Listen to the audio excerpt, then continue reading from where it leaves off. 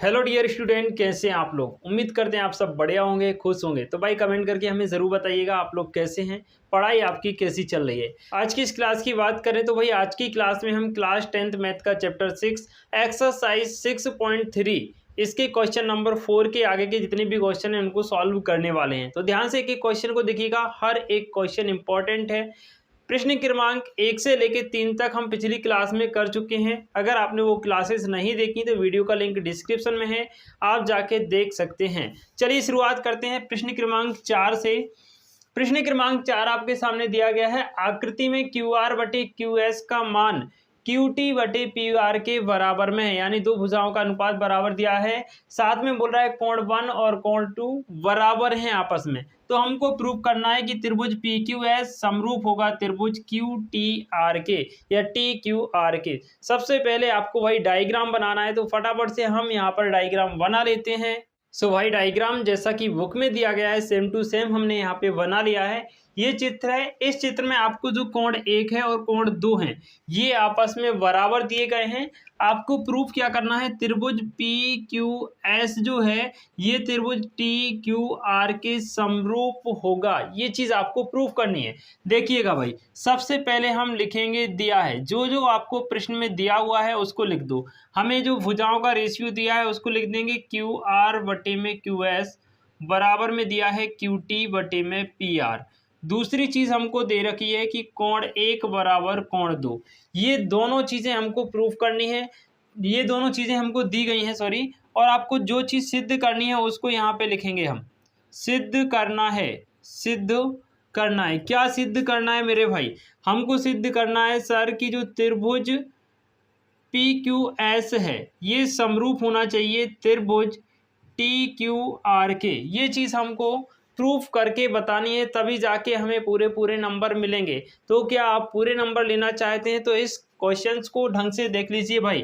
देखना बेटा, उत्पत्ति में हम लिखेंगे, उत्पत्ति में क्या लिखेंगे, चूंकि कोण 1 बराबर कोण 2, ये क्या है बेटा प्रश्न में दिया है, कोण 1 और कोण 2 का मान बराबर है। अब आप जानते हैं किसी भी कोण में या किसी भी त्रिभुज में जब दो कोण बराबर होते हैं तो उनकी सम्मुख भुजाएं बराबर होती हैं। यहाँ पर अगर आप देखेंगे तो कोण 1 की सम्मुख भुजा क्या है बेटा, देखना त्रिभुज पी क्यू आर में पहले आपको लिखना पड़ेगा त्रिभुज कौन सा ले रहे हैं हम, पी क्यू आर में। पी क्यू आर में देखना बेटा कोण 1 बराबर कोण 2, इसलिए क्या हो जाएगा, कोण 1 की सम्मुख भुजा होगी बेटा पी आर और कोण 2 की सम्मुख भुजा हो जाएगी क्यू पी। क्या हो जाएगी बेटा, क्यू पी हो जाएगी। तो आप लिखेंगे पी आर बराबर में क्यू पी। इसको आप डालना समीकरण नंबर 1। ठीक है, अब देखना ये हो गया। अब चूंकि दिया है, दिया है क्या दिया है भाई, हमें दिया हुआ है क्यू आर बटे में क्यू एस बराबर में दिया हुआ है क्यू टी बटे में पी आर। अब यहां से हम क्या करेंगे, पी आर का मान हटा के क्या रख देंगे बेटा, क्यू पी रख देंगे। पी आर का मान क्यू पी रख देंगे। पहले इसको डाल दो समीकरण नंबर 2। यहाँ पे आप लिखना समीकरण 1 व 2 से, समीकरण 1 व 2 से क्या हम कर रहे हैं, ध्यान से सुन लो। हम जहां पर पी आर लिखा हुआ है उस पी आर की जगह इस क्यू पी को रख देंगे, क्योंकि दोनों अपने आप में इक्वल हैं। तो हमारे पास भाई रेशियो आ जाएगा क्यू आर बटे में क्यू एस बराबर में आपका आ जाएगा बेटा क्यू टी वटे में आ जाएगा आपका क्यू पी। बात समझ में आ रही है। पी आर का मान हटा के हमने क्यू पी रख दिया। इसको अगर आप पलट देंगे तो ये कुछ इस तरीके से हो जाएगा क्यू एस बटे में क्यू आर और यहाँ पे क्यू पी बटे में क्यू टी हो जाएगा बेटा। इसको आप दे दो समीकरण नंबर 3। अब यहाँ पे देखिएगा जो क्यू एस है ये है त्रिभुज पी क्यू एस की ये वाली भुजा, ये यहाँ से यहाँ तक। दूसरा दे रहा है क्यू आर, ये कौन सी भुजा है, ये क्यू आर, ये बड़े वाले त्रिभुज टी क्यू आर की भुजा है। यानी दोनों की दोनों संगत भुजाएं हैं। इन दोनों संगत भुजाओं का अनुपात, दूसरी भुजा क्या है क्यू पी, क्यू पी और दूसरी भुजा क्या है क्यू टी, ये वाली। इस भुजा और इस बड़ी वाली भुजा के अनुपात के बराबर हो रहा है। कहने का तात्पर्य ये है कि यहाँ पर दो भुजाओं का समानुपात या दो भुजाएं जो हैं समानुपात में दी गई हैं, या फिर आप कह सकते हैं दोनों भुजाओं का अनुपात समान है। ठीक है।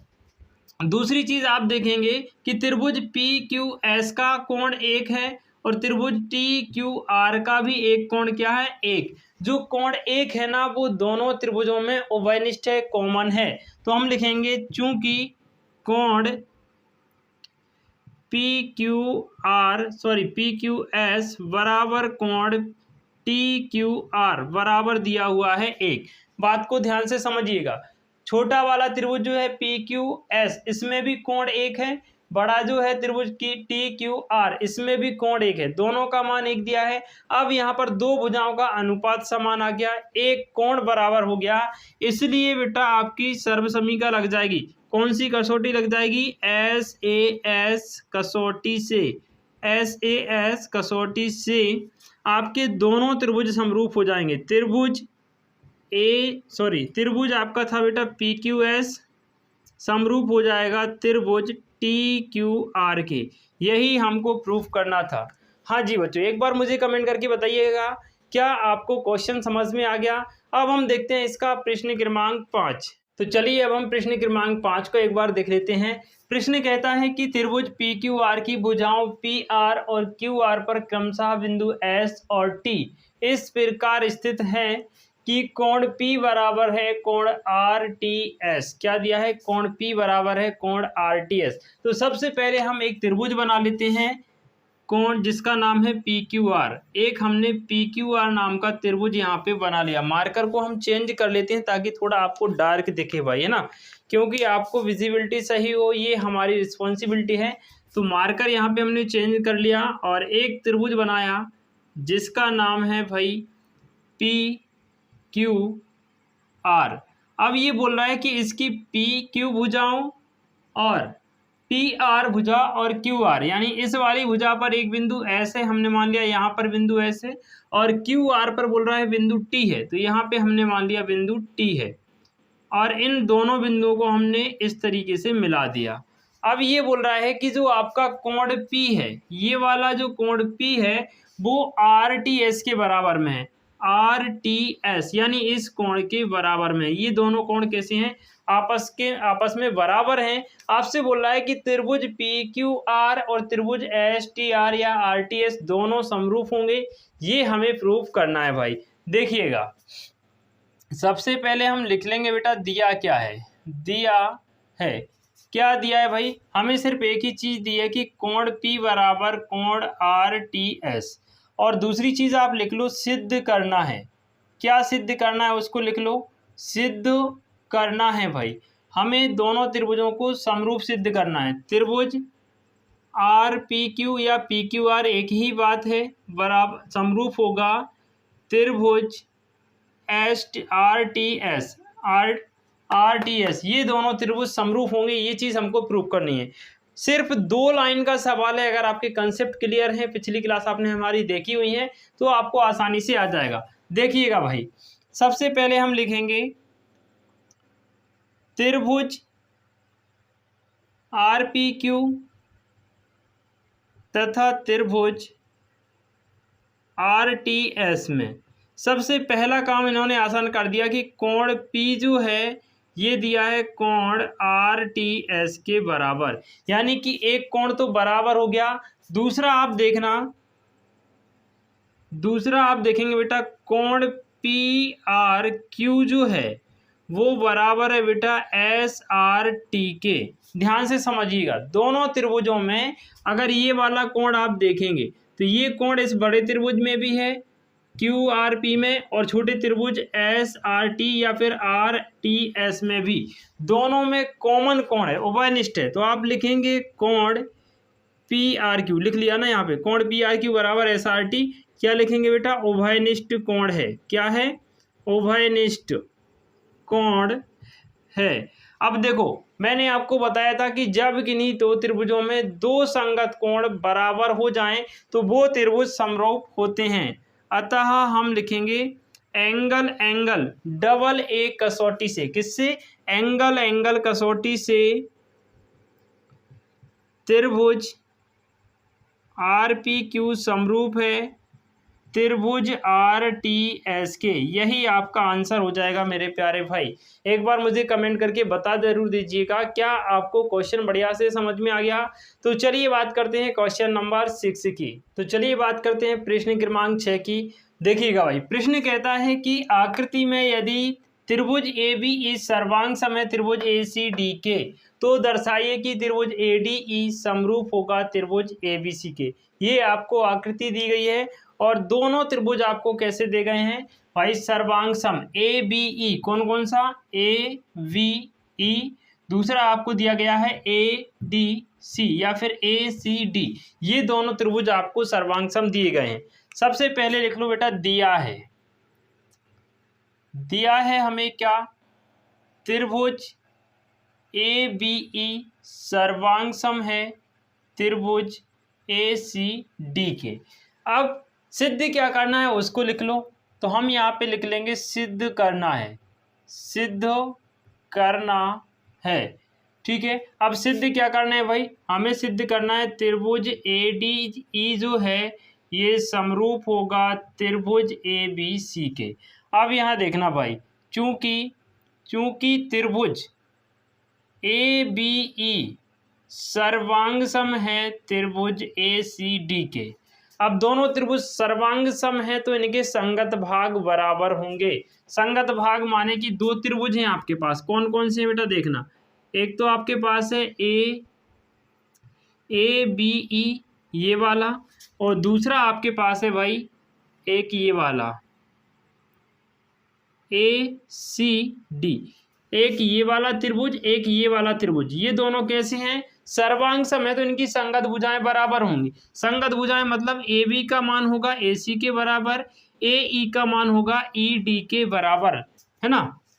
समरूप हैं, इसलिए आपकी जो AB भुजा है वो AC के बराबर हो जाएगी, क्योंकि सर्वांग सम त्रिभुजों में संगत भुजाएं बराबर होती हैं। तो AB का मान AC के बराबर हो जाएगा, दूसरा आपका जो है AD का मान हो जाएगा AE के बराबर में। AD भुजा देखो, AD और AE ये वाली भुजा इसके बराबर हो जाएगी। बात समझ में आ रही है? तो हमने यहाँ पे लिखा। अब यहाँ से देखना आप, चूंकि ये आपस में बराबर है तो देखना बेटा, AB बटे में AC बराबर में क्या हो जाएगा? AD बटे में AE हो जाएगा। ये चीज़ आपके अल्ले पल्ले पड़ी या नहीं, एक बार मुझे कमेंट करके बताइए। दोबारा से समझ लो इसको। देखो, इन दोनों को हम ऐसे लिख सकते हैं क्या? इन दोनों को हम लिख सकते हैं AB बटे में AC बराबर में आ जाएगा एक। यहाँ से आप क्या करेंगे, इनको लिख देंगे AD बटे में AE बराबर में आ जाएगा एक। इसके बराबर में भी एक है, इसके बराबर में भी एक है, तो इन दोनों को हमने आपस में क्या कर दिया भाई? बराबर कर दिया। इतनी बात क्लियर हुई? इसको आप डाल देंगे समीकरण नंबर 1।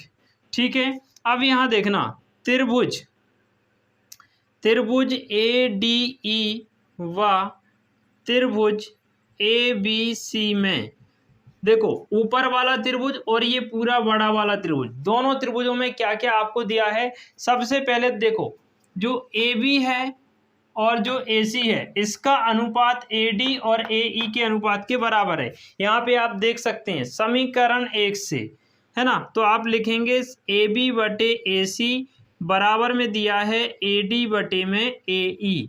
ये कहाँ से आया? लिख देना समीकरण 1 से, समीकरण 1 से। यानी कि दो संगत भुजाएं तो समानुपात में हैं, यदि एक कोण और बराबर हो गया तो दोनों त्रिभुज प्रूफ हो जाएंगे। तो दूसरी चीज आप लिखेंगे एवं, इसके बाद यहाँ पे करेंगे एवं कोण VAC बराबर है कोण DAE। देखना बेटा, VAC ये वाला कोण और DAE ये वाला कोण एक ही है, दोनों में एक ही कोण उभयनिष्ठ है। तो यहाँ पे लिख देना बेटा उभयनिष्ठ कोण। क्या लिखेंगे? उभयनिष्ठ कोण। अब देखो, त्रिभुजों की समरूपता की कौन सी कसौटी लगेगी? SAS, भुजा कोण भुजा, क्योंकि दो भुजाएं समानुपात में हो गई, एक कोण बराबर हो गया। तो अतः आप लिखेंगे SAS कसौटी से त्रिभुज ADE समरूप हो जाएगा त्रिभुज ABC के। बात क्लियर हुई? ये आपका यहाँ पे क्वेश्चन फिनिश हो जाएगा और प्रूफ हो जाएगा। एक बार मुझे कमेंट करके ज़रूर बताइएगा क्या आपको तीनों क्वेश्चन बढ़िया तरीके से समझ में आ गए या फिर नहीं। ठीक है भाई, चलिए अब इसके आगे के जितने भी क्वेश्चन हैं अगली वीडियो में आपके लिए लेके आएंगे। तब तक के लिए खुश रहिए, मस्त रहिए, बाकी पढ़ते ज़रूर रहिए। ठीक है भाई, मिलते हैं आप सभी से 8:30 बजे की क्लास में शाम को। तो सभी लोग लाइव क्लास में ज़रूर जुड़िएगा। Okay, thank you. तो मिलते हैं आप सभी से शाम को 8:30 बजे की क्लास में। सभी लोग आइएगा ज़रूर शाम को 8:30 बजे लाइव क्लास में। चलिए, thank you all of you.